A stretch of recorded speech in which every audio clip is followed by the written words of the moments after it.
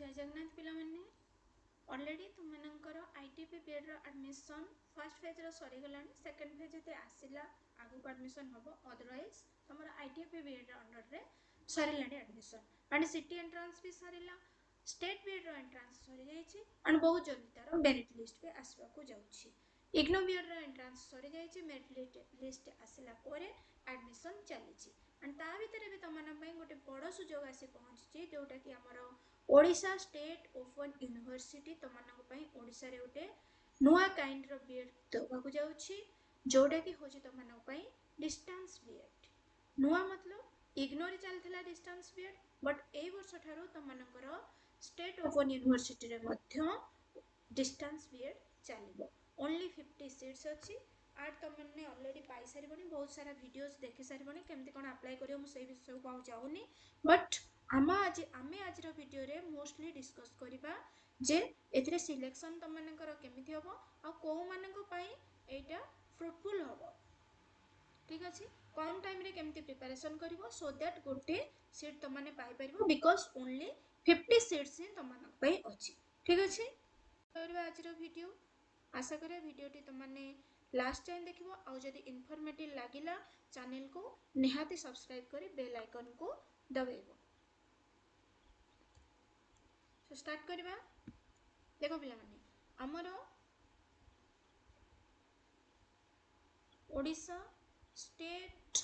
open university बा ओसु जोडा को कहउचंती जोडा कि हमरो संबलपुर रे अछि ठीक अछि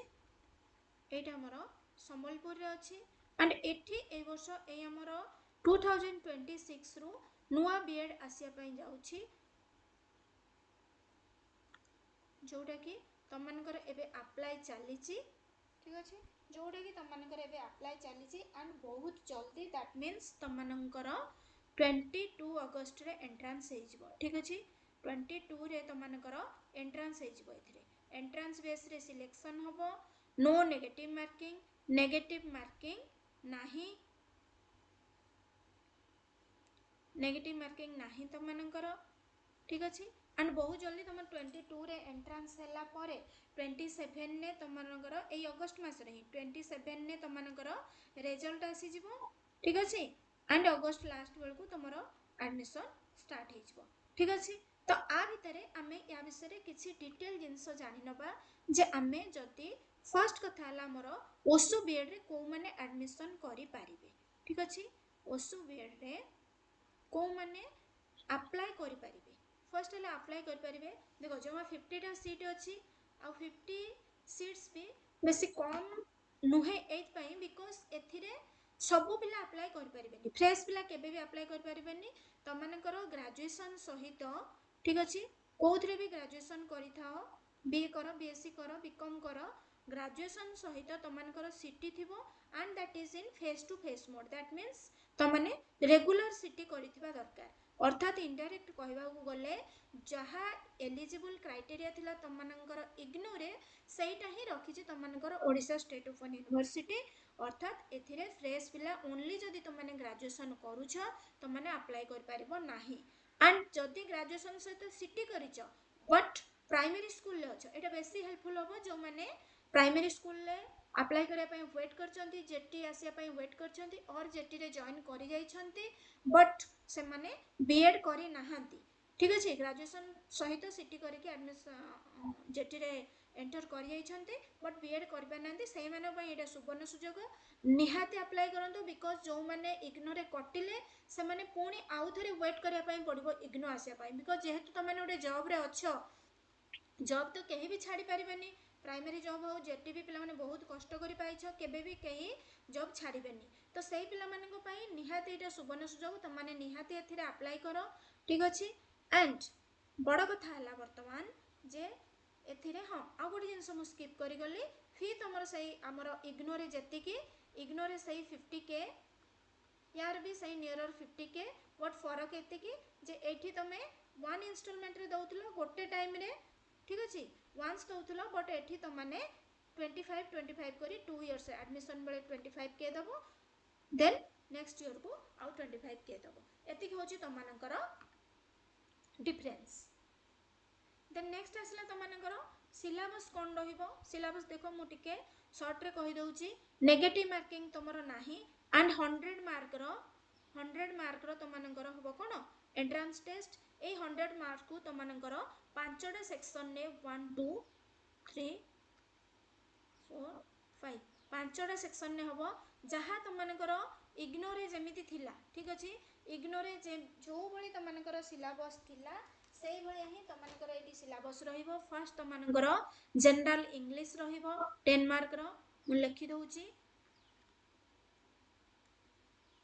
जनरल इंग्लिश 10 मार्क रो रहिबो देन तमनकर बेसी मार्क रहिबो रीजनिंग रे ठीक अछि लॉजिकल रीजनिंग रे तमनकर 25 मार्क रहुची देन तमनकर सेकंड रे आसला एजुकेशन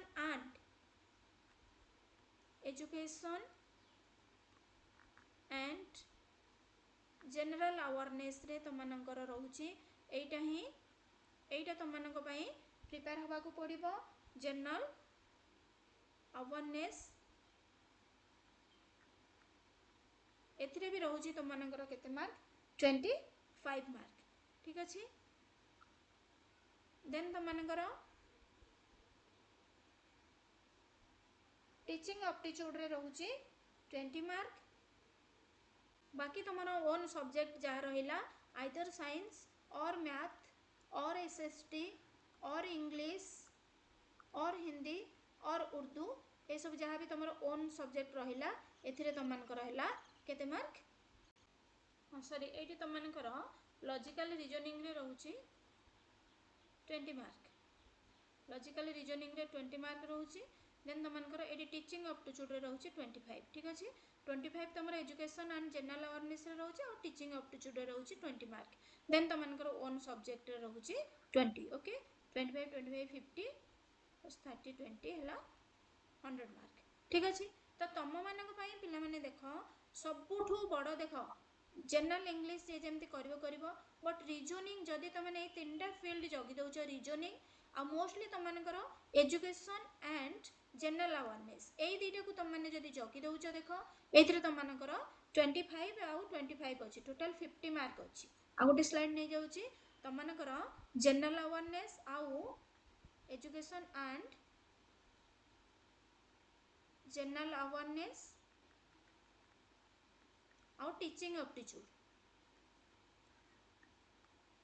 एई दुईटा को जदि तमने भल्लो से करि दउछ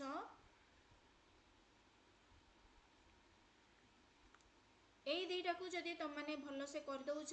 देन निहाती तमनकर एथिरे जो 50 मार्क रहिला 50 रु एथिरे निहाती तमनकर 40 पळि आसीबो ठीक अछि इग्नो बीएड रो जो क्लास होउची बा तमनकर जनरल बीएड पई भी जो क्लास होउची हमरो एंट्रेंस पई देखिबो एजुकेशन जनरल अवेयरनेस रो बहुत सारा क्वेश्चंस मिलि जिवो आमो चैनल भी अछि तमने चाहिले विजिट करि परिबो एजुकेशन और जनरल अवेयरनेस रे बहुत वीडियोज अछि टीचिंग एप्टीट्यूड रिलेटेड मध्य बहुत वीडियोज अछि बाकी रहिला या परे तमनकर रीजनिंग प्रैक्टिस करो